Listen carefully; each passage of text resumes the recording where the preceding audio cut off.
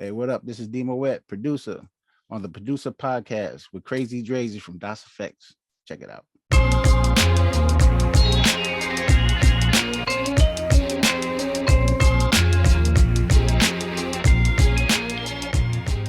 Hey, yo, what's good, y'all? It's your man, it's your Miggity man. You already know what's going on. It's your man, Krazy to the Drayz, Diggity EFX. Hey, yo, today I got a special one. I got a special one for a couple of reasons. This brother right here, he's worked with, you know how I do. I bring you the biggest, I bring you the baddest. So this brother right here, he's worked with Nas, he's worked with Foxy Brown, he's worked with Too Short, he's worked with Kurupt, he's done it all. And what's crazy about this is I went to high school with this brother right here. You know what I'm saying? Yeah, I was rubbing up shoulders, elbows with some of the future greats. You already know I'm talking about no other than,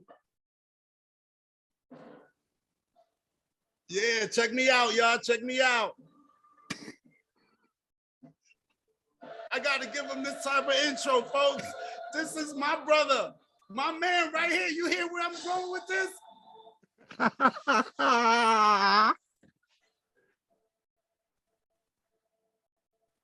Woo!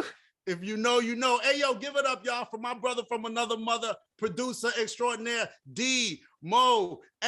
Yo, what up? Thank you, yo. That's crazy. Yeah, I had to give it up for you, D. What's popping? Yeah, thanks. Yeah, they're chilling, man. Just keeping it going, keeping it flowing. That's all. You already know. You already know, man. Yeah. When I was putting this together, I had my list. Right. I was like, yo, nah, I got to get D. You know what I'm saying? He lived right up the block from me. You know what I'm saying? For those who don't know, I'm from Jersey, Teaneck. Yeah. Moet, Teaneck. We went to the same high school together. Yeah, you know what I'm saying? So I knew I had to reach out to you. So I appreciate you for tuning in, bro. Yeah, definitely. No doubt. Thanks for having me. This is crazy. And for those who don't know, what I played in the back is Nas's Hate Me Now, one of the craziest records ever made. When I heard this record, yo, D, before we get into it, when I heard this record, I think this is when I realized it was you.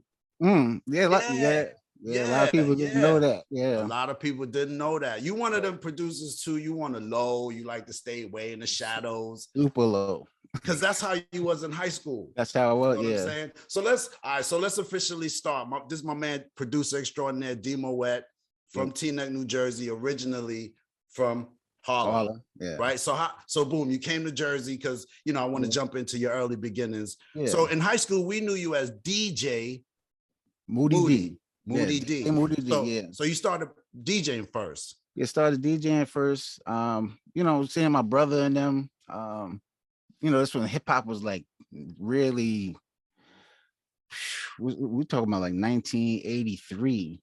Okay. When I started seeing all this stuff, and I'm like, yo, this is like really interesting. So I started trying to get, doing my own little thing. I couldn't afford tables at the time. So I grabbed one of my mother's, it's like a table that had a little record player. And I started a little practicing and stuff like that. And then I got some tables and, started really practicing and getting my skills together and stuff like that. And then I ran into DJ Lamel, Jazzy Lamel, remember him? Of course. Yeah, so we was doing some stuff. Then another dude, Triple X, started getting all the places that we was DJing at. So all the house parties we was doing and stuff like that. And I just started getting heavy into DJing. So that's how that happened. Okay. And then somewhere along the line, you obviously transitioned to producing. Yeah, because after a while I was like, yo, this is cool, but like I really want to make these records because these records was kind of crazy. So my first drum machine at that time had to be the Oberheim, the DX, Oberheim DX. And just started learning it, creating some stuff. And there was one time we did it was a talent show. And there was two big brothers. One dude was named Star, the other name was Son. And I was like, yo, this guy's crazy. And rhyming. Rhyming. They was sick. So I ended up, walking up to Son just like later. And I said, yo, let's do something together. Let's work on some stuff. And he was like, I bet let's get together. So we just started working on songs, And this is back when I didn't have like this is tapes back in the tape days. So as we recording tape, you know, there's no punch ins. This is a one take thing. So I'll do a track, hit play, hit record, and one take. This dude took it down. We started doing that a lot until we filled up 90-minute cassette tape of just material. 90 minutes. When you're young and got that energy. The energy, right? And then so we you know, we put some stuff together, and then it got in the hands of Cutmaster DC. I gotta stop you there because okay, stop. I won't go too Son, me and you know whose son you're referring to, but son for the world is King Son. Son. So that's King Son he's talking about, y'all. And you linked up with, and King Son is from Patterson, another Jersey legend, right? So he's from Patterson, New Jersey. So you linked up with King Son, and then how I know it is he came to see you. He was a fan of the record Moments in Love, right? Right. And you happen to have that in your stash? I do have that in my stash. Right. So then, because that is the record. And mythological. And mythological. Correct. So y'all cooked up that right there in that crib? We cooked up, with all the plaques behind you? Well, I didn't have plaques then. Correct, right. But that was done.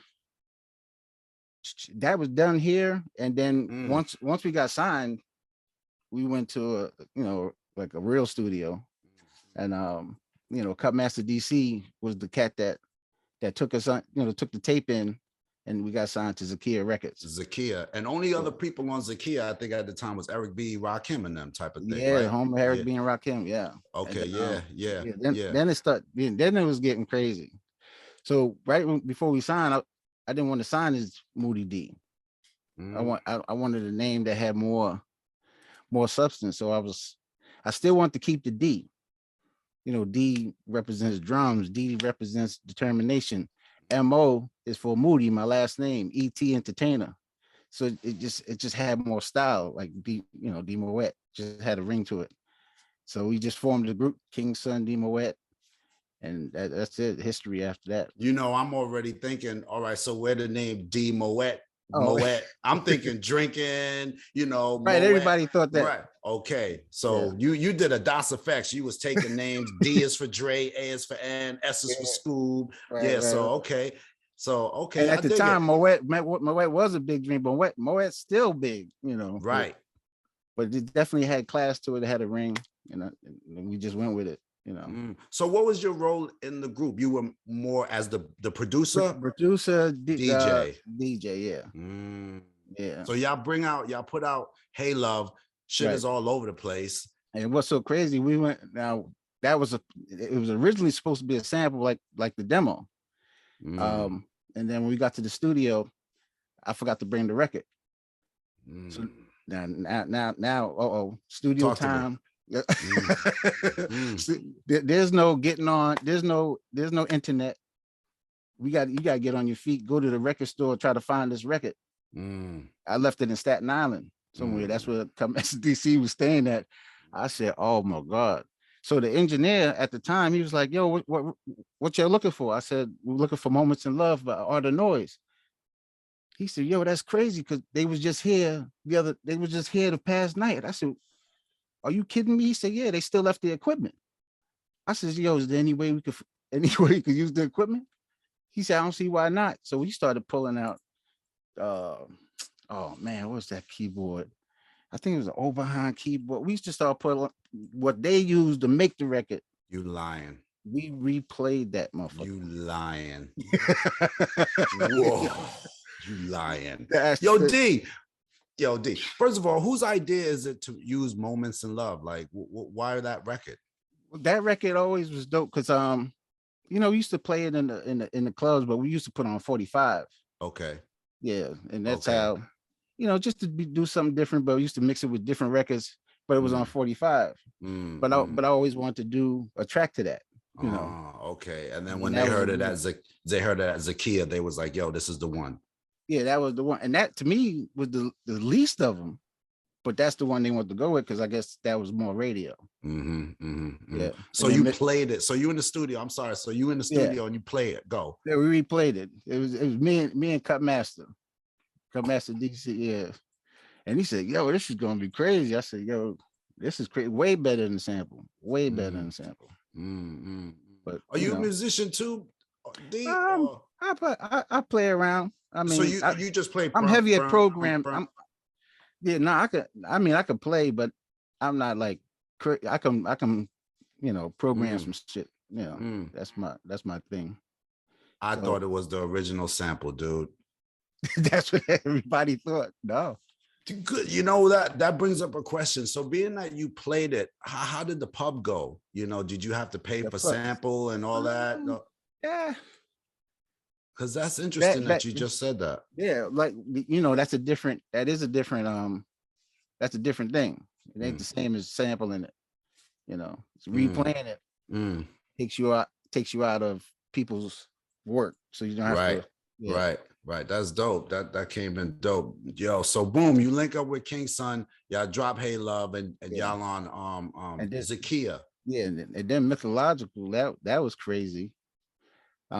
That was like a Tina Marie. At the time, if I had a sample, it would have been sampled. But I ended up, redoing the beat and adding a little flavor of that in there. And then I had to do a solo scratch at the end of that. And that solo scratch was crazy. That was a one take thing. But that record right there, that BLS played that. BLS was the first one to play that, and Kiss FM was the first one to play Hey Love. And this is, we talking 87, 88. This is 87. Yeah. We still in high school. You're a year ahead of me? No, I graduated in 86.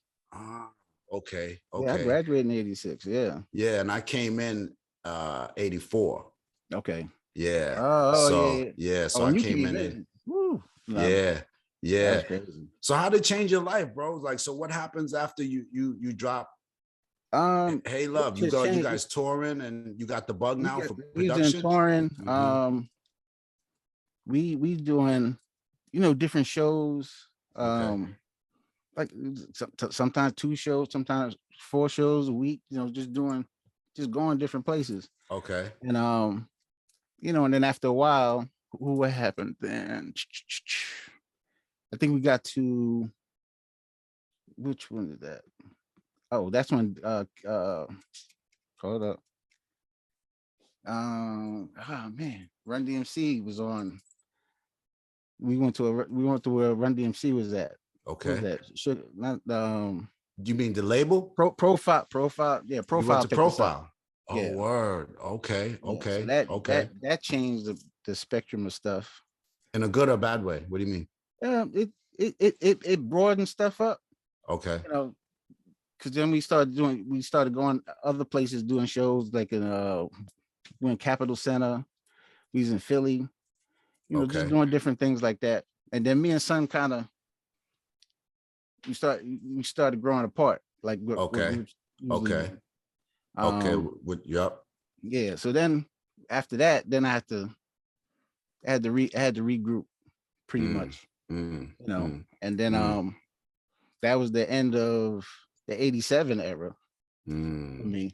But it was crazy because it's just I had to take a break from that and then get into my gifts, and which was which was producing. That's when I started really getting into.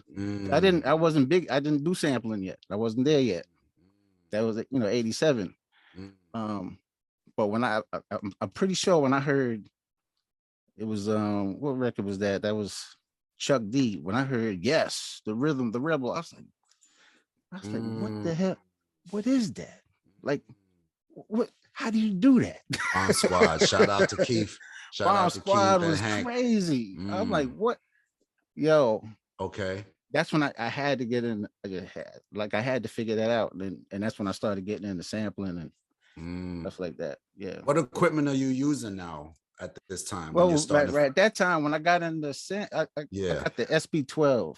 This is before the 1200. So I got the SP12, which only had 5 seconds of sampling time. We know.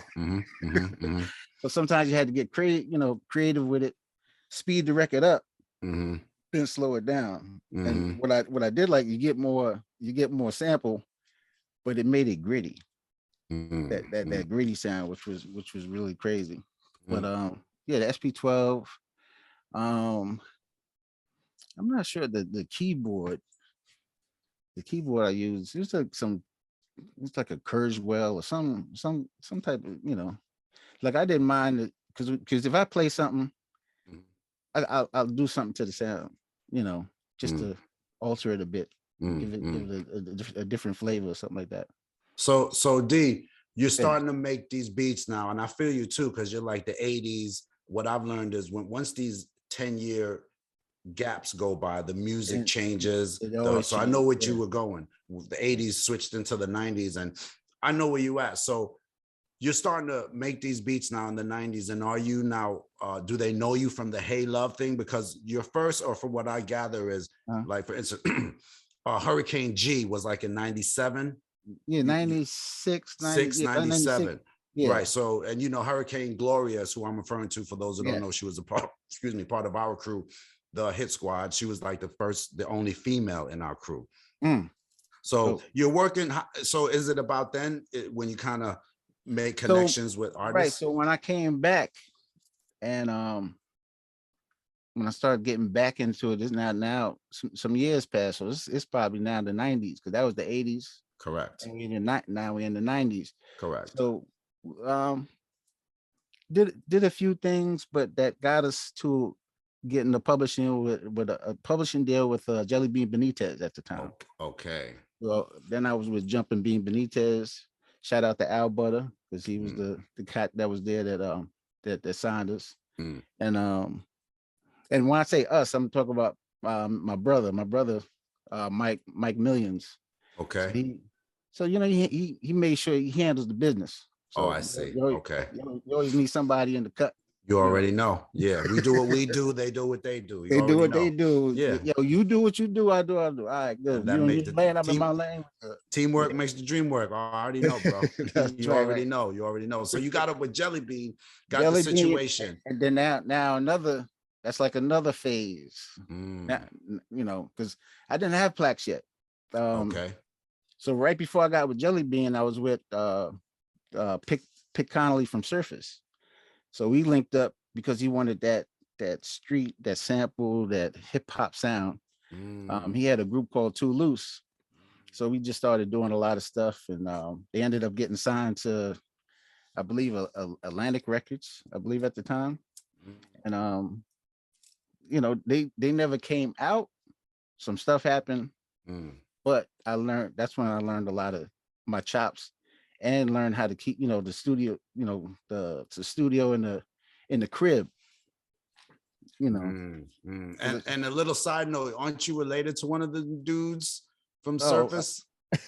Well, not from Surface. I'm related to one of the guys, Levi Little from Black Streets. Black Street. Yeah, right, that sings Joy. Yeah, that's this my guy's cousin. famous. I told y'all, this guy's famous, man. This guy's famous. It's crazy. Yeah.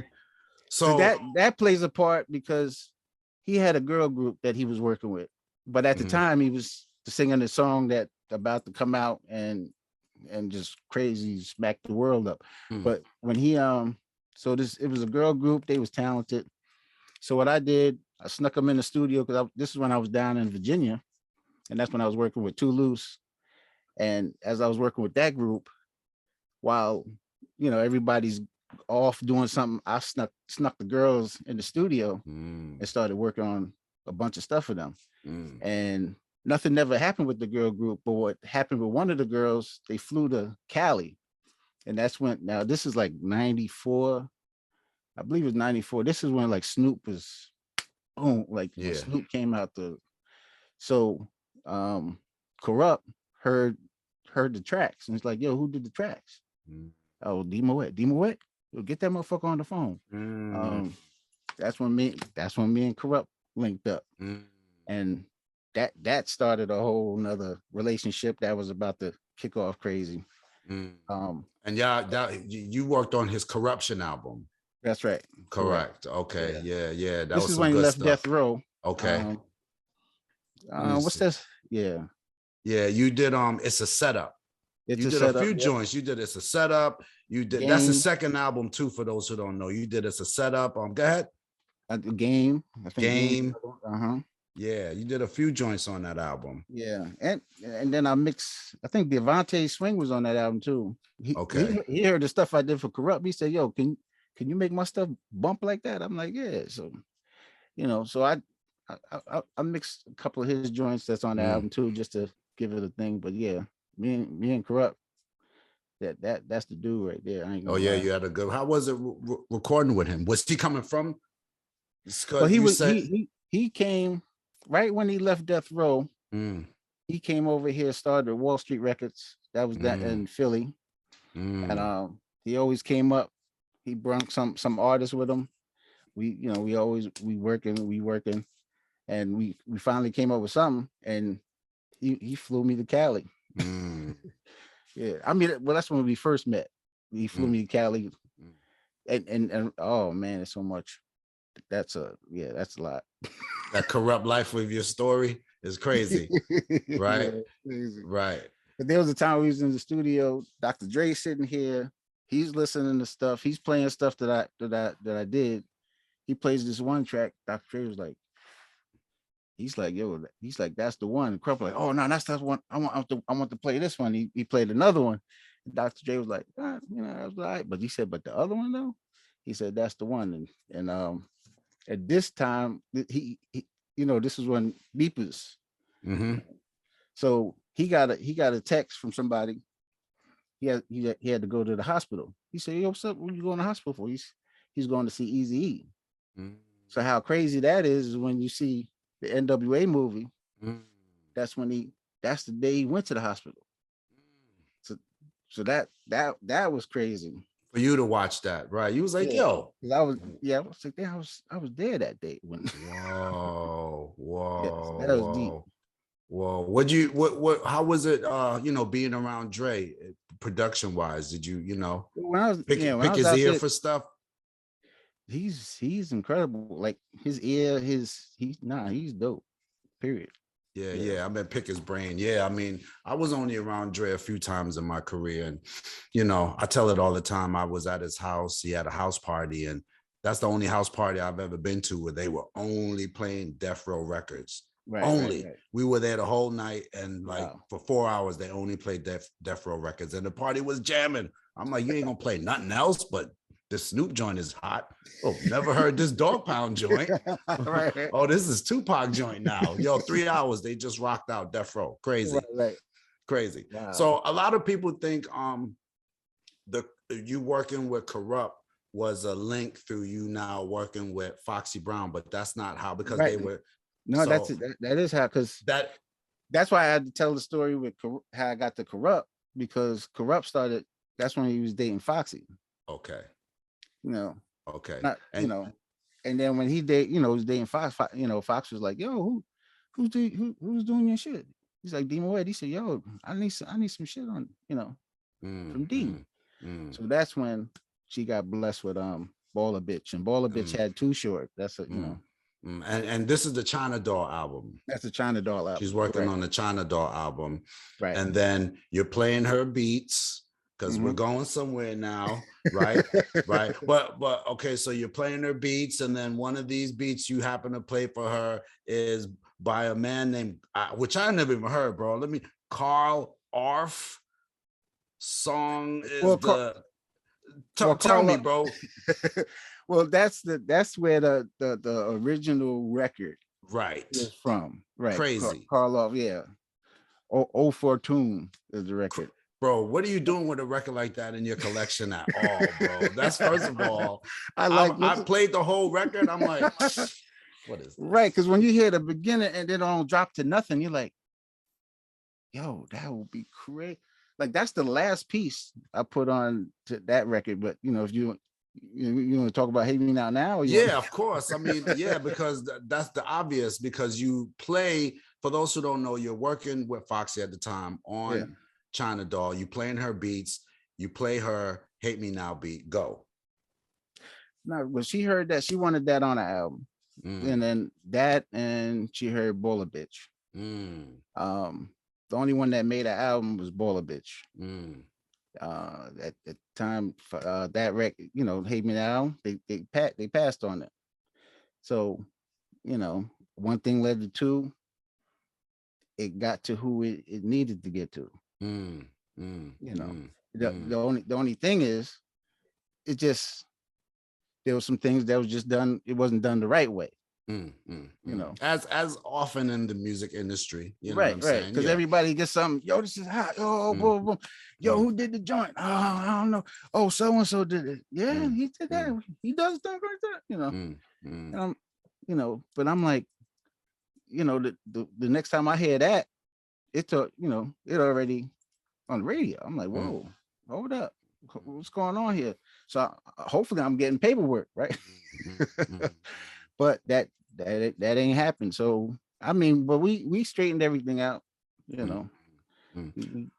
Go ahead. For me, I know that every like everything comes with a story. You know what I'm saying? So for me, the most important part is that you did straighten it out. You know what I'm saying? Yeah, we definitely straightened it out. But what I'd like to focus on is the good part.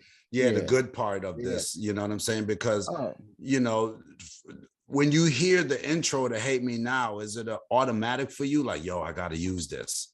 You know what I'm saying? Well, when I heard the, I said, oh wow, that's crazy. So when I heard that, first I chopped that up just to get that part in. Then I started just coming up with a groove, but I wanted to enforce it with, you know, different strings and having the strings talk to each other, and then the bass sound. The one was the sample bass, well, sample sound of a bass that I played, that I filtered out, and then I used the I believe the S9, the, what was that, Akai S950. That's just for the subtone, just to give it a more of a round bottom. And I just started, you know, MPC was involved in that, the ASR 10, that I had the drums in the ASR 10. Your weapons of choice. Tell me, D, tell me. I was using the 1080 had the symphony strings. I had there was another keyboard I was using just for flavor, and then just started building the track. So I didn't even do the beat yet. I'm just building the groove, you know, groove first for me. Because I wasn't sure what type of beat, but usually when I know a groove, I pretty much know what beat can go with that groove. And but once I got that going, and mind you, this whole process was like a good 10 hours. To make Hate Me Now was 10 hours, bro. For me, yeah. I'm not just adding. If I'm adding a sound, it has to make sense. Like, I just don't want to put something in there and it's like, nah, like it has to make sense, because I want to hear this 20 years from now. I want to hear this 30 years from now, and people hearing it like it's like, yo, oh my God. Yeah, you got to put time into that. And but once I got the groove, I said, oh, this is it. But I wasn't sure what beat. So I tried one beat, you know, programmed it. Ain't it. Try another beat. Now I'm laying on the couch. I'm like, yo, what the fuck? I'm like, I said, okay. Then now this the jewels part. Hit me. I remember there was a joint KRS-One had. You know, KRS-One the god to me. So you already. There was a joint. All right, now here we go. I said, oh shit. That was on what oh my God. What record, bro? Because I gotta go play it. You know what I'm do. What's that one? What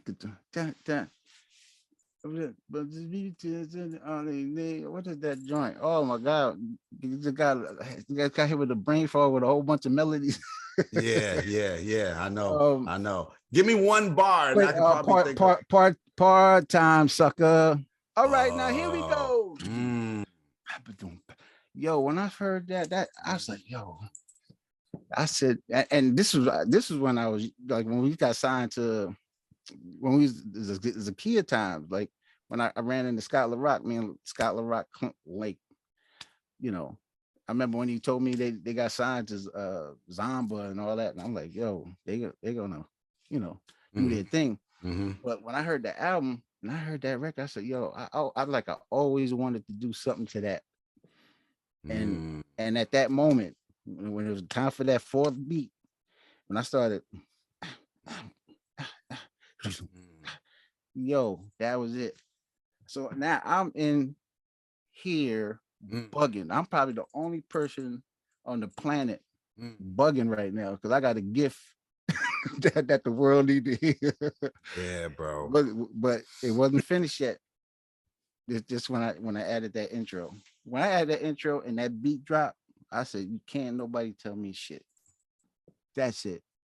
Yeah. That's Yeah. Pretty much, bro. Trust me, right. yo, D, when I heard that beat, and I'm gonna let you finish, it was one of those I had to pull a whip over type of shit. You feel me? It was one of those beats that was automatic that I had to find out who did the beat. And that's how the industry goes anyway. You know what I'm saying? Is who did the beat, and then your doors being knocked on and everything. You know, because when that dropped, man, it like people were calling me, yo. I mean, there's some people that came by when I was doing it. They were like, yo, what the fuck? What the hell is this shit? Had to be. You know, was I going through stuff then? Yeah, I was going through stuff then, but I took it out in the music. Bro, whatever you was going through to make that beat, come on, man. Come on, man. I mean, so you knew, like you just said, you knew that was a slapper, huh? You knew. No, anybody say anything else, I'm like, man, y'all must not know music. This right here is crazy. Man, and we love Baller Bitch. It's a dope record, you know what I'm saying? Right. You was in your zone with that, and Fox then was in. that's not even that's not even the original. Like the original was done to Dynasty. The what's that? The Dallas joint. Dun, dun, dun, dun, dun, dun, dun, dun, dun, dun, dun, dun. That was the original. That had to get flipped because they couldn't clear it. You know, and when you go back to, so listen, so you fast forward, right? You got Hate Me Now out. Do you ever see Foxy and like, yo? I saw her like after I saw her a couple times after that. Like she, even that whole situation showed me mad love because she, you know, because stuff didn't go right, but she wanted stuff right. Yeah. And it sounded like it fit Nas anyway. You know what I'm saying? Yeah. So it definitely, it couldn't go to nobody else. It had to go to him. Like that. That was dope. Yeah. Well, so I know. Yeah. So I know you said it went a little haywire. When you finally heard the record, did you like what him and Puff did with the record? Oh yeah. What? Oh my God. Yeah. So I was getting calls, you know, there was no cell phones then. But I was getting calls, people calling the house, yo D, they playing your shit, yo D. What? Flex already played it like 60 times. Flex was playing that the whole night. I caught it at the end, so I recorded it. So that's the part that you hear, cassette tape, you know, cassette tape days. So I recorded it, and the whole 10 minutes, yo, what we playing? Yo, the new Nas joint. Yo, that's all we playing. Yo, we talking to queens and only queens, you know. It's records like this to make you, you know, love your job and all. Like, it was crazy. Then the next day, he had KRS One up there. Yep, he had KRS One up there. And I guess they was talking about the record. And he said, yo, what you feel about that Nas joint? He said, yo, that is hip hop. When he said that, I was like, that stamped it for me. I'm that was crazy. And the way the way it worked, you weren't in the studio when he recorded it. No, it wasn't in the studio. Correct. Right. The way it just went down was crazy behind the Yeah. scenes. But yeah, I mean, so how does that open up doors for you after people start hearing D Moet did this record? Um, it's a lot of things. I almost skipped over that plays a part. But Take me where you want to take me. okay. Take it. Go for it. Well, when I got the publishing deal, like Mhm. one of the cats that came over was when I did Tragedy and Capone Noriega, the Thug Paradise joint. Okay. So Okay. so that's Okay. one of the joints that Flex was. He might have played that 25, 30 times. um, which was crazy. That opened up a lot of doors, but a lot of people didn't know I did that. That one. Yeah. Why not? Why not? I don't know. It- They it- they because I mean my name was where it's supposed to oh, be, that's all I but needed to know. when it first went to Flex, I got you. they got I it. They got you. got he was playing it from the cassette. I Like, got you. Yeah, so it's yeah. But everything that record just opened up a lot of doors only because I was on one tough cop, Nothing to Lose soundtrack. Yeah, you started going into you. So you Started going in. okay. What made you go into the soundtrack and TV area? That's why we wanted to get with Jelly Bean Benitez, Ah. because that he was doing soundtracks at the time. He did Species, he did Kalito's Way. I said, well, it seemed like that would be a good home and stuff like that. But yeah, that plays a lot because I needed the publishing deal because when the Nas situation happened and stuff like that, we had backing that made sure everything went the way it's supposed to go. So I dig it. yeah. Did you like doing the soundtracks and stuff? Did that come easy? Like, like you said, I know you did Nothing to Lose, the Martin Lawrence Restaurant soundtrack. Let me give the people One Tough Cop, Yeah. Stuff like that. You also did like BAP soundtrack, the BAPs. right, BAP soundtrack. So when you're doing music for the soundtracks, D, are you looking for specific sounds, or you just like, oh, I have a beat, send it in. If it works, it works. It depends. Like if it and a lot of stuff was like the last minute. Like they looking for something, and it might got to their door the last minute, and they said, "Oh, all right, we're gonna use that," But yeah, that I can't say it's easy. It's just sometimes it's just who the right timing, who's working on the project. But yeah, that was a blessing to get on a couple of those joints. Romeo Must Die. Got a joint on there. Yeah, that was crazy. Who's on that record? Sonya Blade. Sonya Blade. Sonya Blade is mean. Wow. What year is Romeo Must Die? That was in 20 something. I'm not sure. I need an assistant to ask those type of questions. But D, so then, okay, so along the lines, I really wanted to get back to Gloria, Hurricane G. Oh, because man. working with G, that was close to home. She was part of the hit squad, and you did a record with her called Love Somebody Else. You Gonna Make Me Love Somebody Else, which is famous sample, right? Again, right. So that sample, and it was a blessing that we could use that sample with that, and how I got to that one, of course, she was with Jelly Bean Benitez as well. And when I was working with her off the Kurupt joint, this I'm trying to formulate all this now.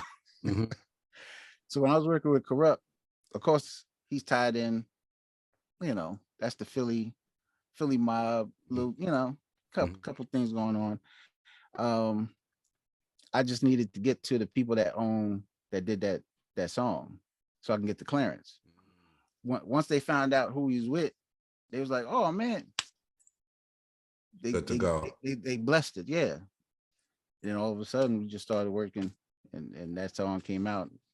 I think it's hitting up like number 5 on the Billboard rap. Yeah, because at that time it was like Gloria, Kim, Lil Kim, like Foxy, you know what I Yeah, mean? And they were kind of doing their own type of thing, you yeah. know. So for her to come along, did you feel pressure to make it sound like, a Foxy record or Mm-mm. no, no? No, me and Gloria just link. We just link real. We just vibing well. Because You she know, was more on the hardcore tip, you yeah, she know? was hardcore. I was Yeah, I was trying to lighten it up a bit. right, Yeah, right. yeah. And now I'm jumping all over, like you said. Yeah, that's what that's. Right. Yo, when you did and I meant to ask you this before, when you did the, because this happens a lot. When you did Hate Me Now, did a lot of people want, yo, can I get a Hate Me Now sound? Did you get bombarded by that? I want to ask you that Well, before. people wanted some type of sound. Like when I did that, I actually did like a part 2, kind of just to have it. You know. You lie. Where is it? Where is it? You did a part 2? What? I need it. Whoa. Just just to have it. I'll let you Just to hear it. have it. Huh? So you just played around from time to time when you did it? You didn't Yeah, want yeah, to. yeah. I did some artists I had jump on it and stuff like that. But yeah, just that, Yeah. Did you hate when people asked you, yo, give me something like Hate Me Now? Because yeah, for me, it happens. Yo, give me a Day One effects if they want me to do something. You know what I'm yeah, saying? yeah. Cause I got to go with a vibe, you know, Mm, what vibe you give me. But mm, yeah. mm. D, when you're sampling, what's your vibe? Are you sampling, you got a stack of classical records, you got funk, soul. What is your thing? Where do you go? Um, I just when I go into the studio, it's like a blank slate. Mm, I couldn't mm, even tell you what I'm gonna do. I just know all I need to know is it's gonna turn out hot. Like that's my thing. So it doesn't matter. Like I'm looking for a sound, like anything that kind of just jumps out at you. Like, and then from there I can start building. But what's so good? If I get really stuck, I might take it. If I hear a groove, I might take the sample just to give me the start off and then start building from there. And then I might lose the sample because I might not need it after I'm finished doing what I'm doing with it.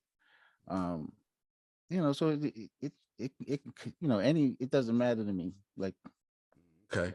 Okay. Okay. whatever can get me to Where you trying to go? Yeah, right, yeah, right, right. I see you had uh a Latin connection because you was working with Hurricane G, then you was oh working with an artist named Veronica. yeah, For Veronica, me, she was pre J-Lo. You that know what was I it, mean? it was yeah, Veronica was Right, yeah. right, right. So you did a record with her, and it had Fat Joe, Yeah, that was Rise. I did a record called Rise that had Fat Joe right, on there. right, right, Another one that was on the BAP soundtrack that had Craig Mack, rest in peace. Yeah, he right, was on there. right. That was crazy. That just doing that record is what started her album, actually. Mm, Because there was a thing for being on the BAP soundtrack, but the record had to get done again. So I had to remix this record, and this the one with that starts off the BAP soundtrack. Like soon as you see the BAP movie, that's the song that I did. And so I had to take. I didn't have much to work with at the time. I didn't work with Veronica yet. I just had the 2 track of the vocals. mm. So I flipped. What's that? Remember the Wild Style? Doom. So I took that, pretty much flipped that, and I said, "Dad, we need somebody like somebody like a Craig Mack on there or something like that." So that's when Al Butter made some calls. Boop, boop, boop, boop. We got Craig Mack on there. Next thing you hear, it's on the BAP soundtrack. Mm. As soon as on the BAP soundtrack, Jelly Bean was like, "Yo, we got to start our album." Yo, call D. Yo, D, I need 3 tracks from you. I said, all right. I said, what type of tracks you need? He said, that's why I'm calling you. You're the producer. give me what you, give me what you got. I said, all right, just give me some time, I'll get it to you.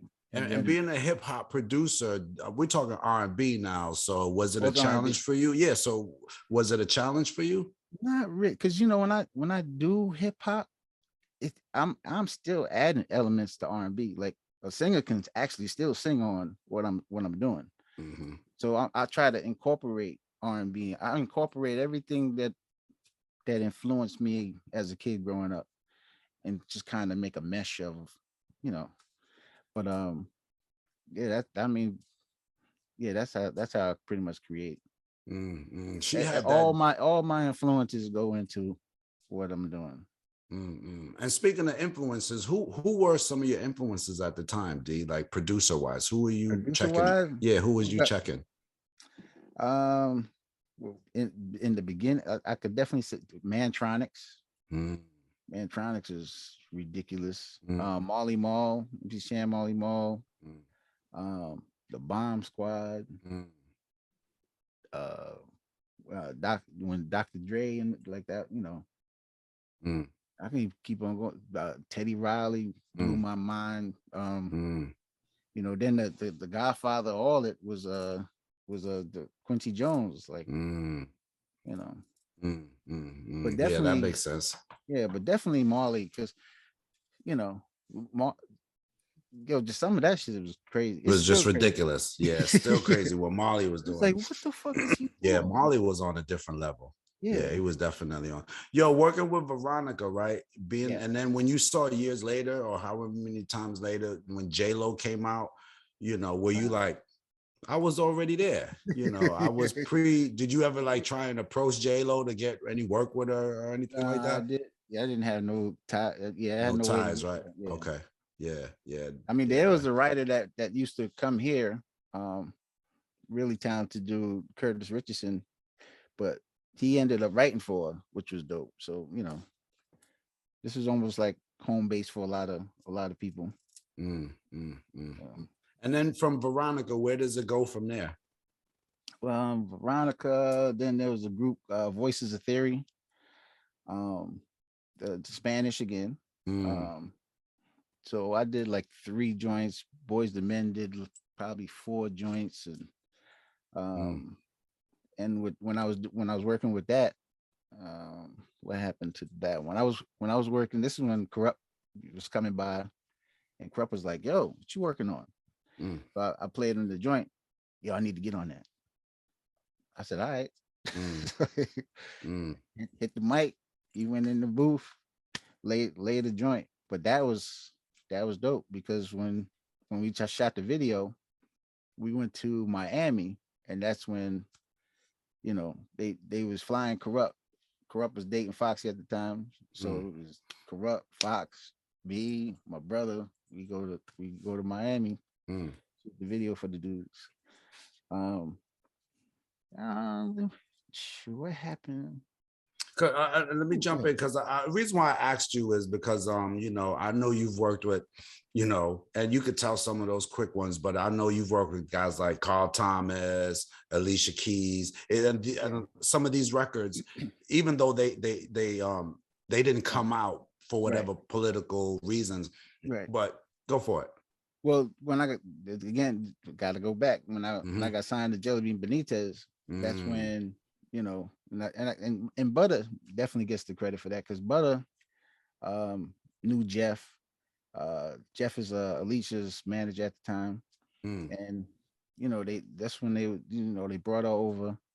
They brought there was another artist they brought over, but I started working a lot with Alicia.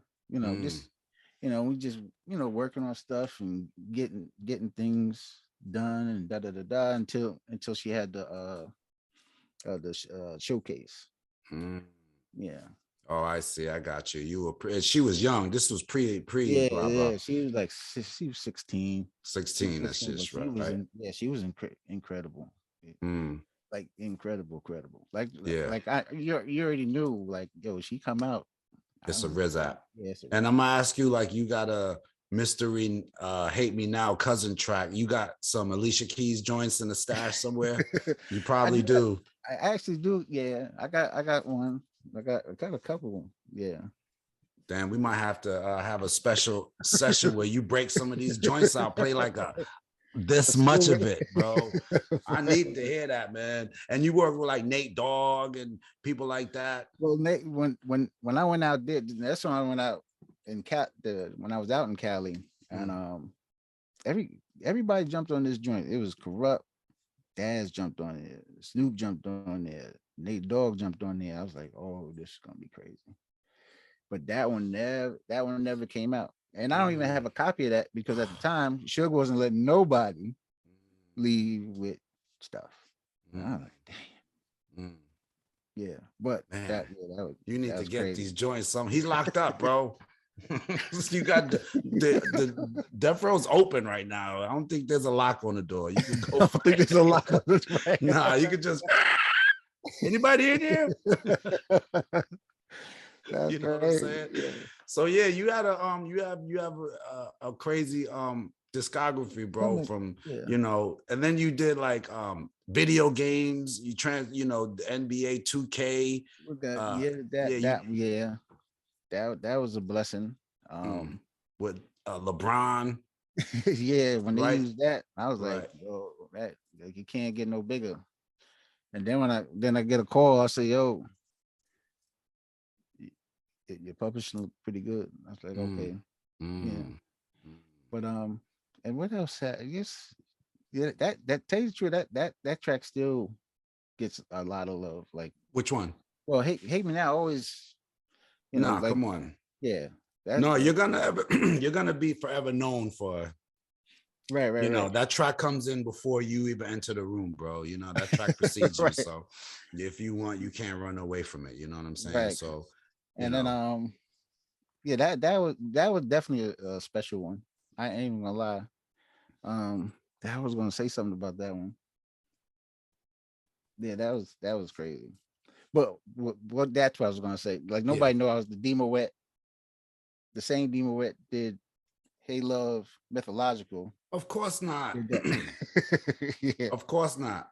Yeah. Of course not. Because that's that's the 80s. You know what I'm saying? That's the 80s, right. And we don't. You know what I found? Huh? No, Cass was in diapers then. So right. But you know what I found too, D, that even with my own research, that a lot of guys, it's hard to find exactly what they did. You can't just go to Wiki and find their discography. Right. So a lot of stuff you've done. Where is it? What you know? Right. It's pre-internet, like it's before. Correct. The internet, So that's what I've learned, that a lot of stuff that people have done, you really gonna have to dig or ask them specifically, right. Which sucks, But along the way, then you started, getting into electronics and stuff. Like, I know you the electronics. Yeah. What is it? Presonus? Presonus, like yeah. Presonus, Studio One is it's like Pro Tools and it's like Pro Tools and Logic all in one. Okay. So you can create, you can build, you can master, you can like everything in one spot. I still love Pro Tools because that's like if I want to mix something, I'm mixing Pro Tools, but Presonus is crazy. Like, and yeah, Presonus is great. That's like my go-to. Like, if I'm trying to create something, if I want to go somewhere, crazy. Do a lot of producers mess with that? I can't say a lot. They usually, a lot of cats mess with Logic. Okay. Logic, I see. Logic gives you a lot of stuff. Pro Tools step their game all the way up. Fruity Loops, I got it, but I haven't dived in it yet. So if you were gonna make something today, what would be your weapon of choice? Weapon of choice? Yeah. Well, it's got the beauty here, the MPC Pro X, and Studio One. Like, when those two together, yeah, is different. D, you coming from the 80s, now it's the 2000s, all that journey, was it hard to adapt Yeah, to all it the was hard to go into the digital phase of yes. stuff. Yeah, it took a minute. Mm, It took a mm, minute to try to just kind of figure stuff out. mm, And then along the journey, I reconnected with Cutmaster DC, you know, mm, mm, and he was always back then when I met him, he was like technology, MIDI. He knew MIDI, but I said, man, I didn't even know MIDI. I damn near almost still don't know MIDI, but mm, mm, but it makes sense what this dude was doing. Now he's in the digital computer, this, that, and I was like, oh wow. So I started making the transition, you know, that's that getting into personas, getting into different things like that, and kind of now know how to merge both worlds. The way the things are now, you can merge both worlds, and yeah, it's crazy now. I don't. I give you guys all the the props, man, because I'd still be in '87. First of all, bro, I'd still be on the DMX like this. Mm,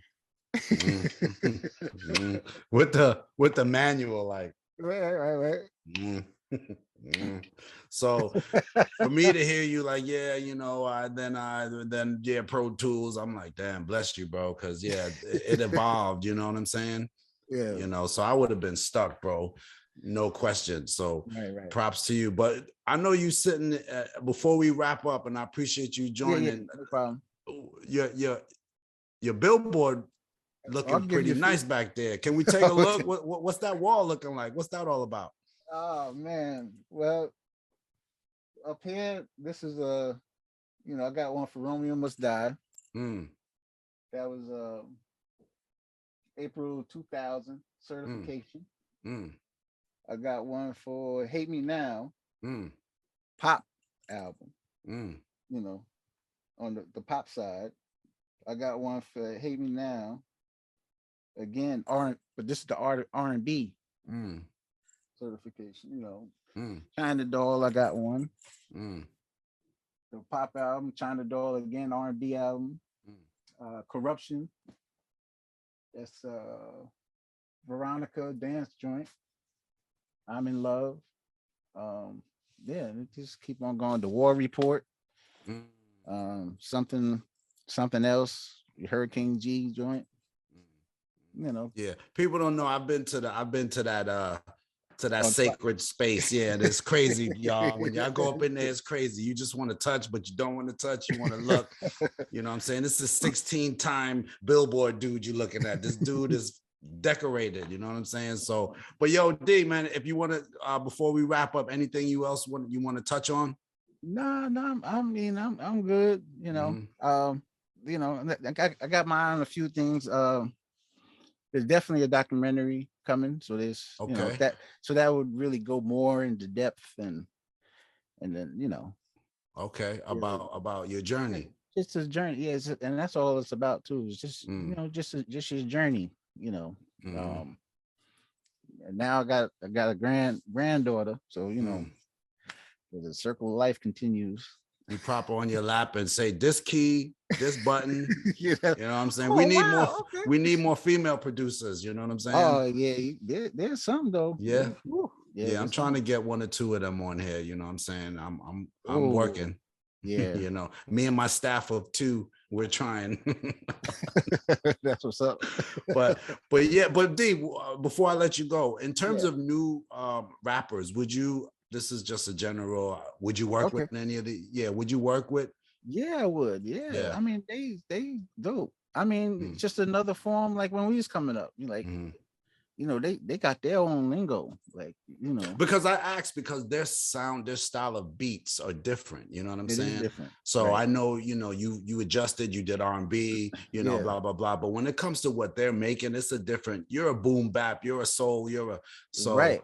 Because I remember mhm, some cats came to me that that does that type of music. Well, okay, they rap to that type of music. okay. But they was like, yo, man, we gonna come. They want to come like Nas first album. I said, wow. I said, you're sure? Like, yeah, but you're rapping. All right, so I put on a boom bap. Mm-hmm. They ain't know how to flow to it. Mm, It's a different. it's a different signal. It's like a different flow. It's a different, So what these guys are doing, they dope. Like melody wise, coming up with different melodies, how they flowing and stuff. Like, yeah, So do you have a few of those in your stash that you test yourself? I got a few of them I was testing around. Yeah, I got you. I got a couple boom traps, not boom baps, but boom traps. Boom traps. Right. New lingo. Well, yo, D, man, I think we went over everything. If we didn't, there's gonna be a part 2 because normally that's how I do it. You know what I'm saying? Like, yo, forgot to ask them this, blah, blah, blah. But I just wanted to introduce you to the world. If they didn't know, now they know, bro. You know what I'm saying? That's what's up. This is my brother, D Moet, the one and only. He's done everything, but I call him Mr. Hate Me Now from up the block. You already know. Right. D Moet, thanks for having me, brother. Yes. Thanks for coming, bro. Yo, peace, yo. Thanks for joining me on today's episode of the Producers Podcast, produced by my guys, Raj and Vic at the Creative Content Agency. I couldn't do it without them. Big shout out to them. If you like what you heard today, please share it with everybody that likes to hear about these kind of stories behind the beats with these amazing producers. Also, if you happen to be listening on Apple Podcasts, please give us a 5-star rate and review. Also for the crew over at Spotify, please do what you do over there. Listen, follow me at my social site, at Krazy Drayz. That's KrazyDrayz. Leave me some messages, leave me some questions, leave me some ideas. I'm gonna holler back at you because that's just what we do at the Producers Podcast. Hey, yo, once again, thanks for tuning in. See you next time. Peace.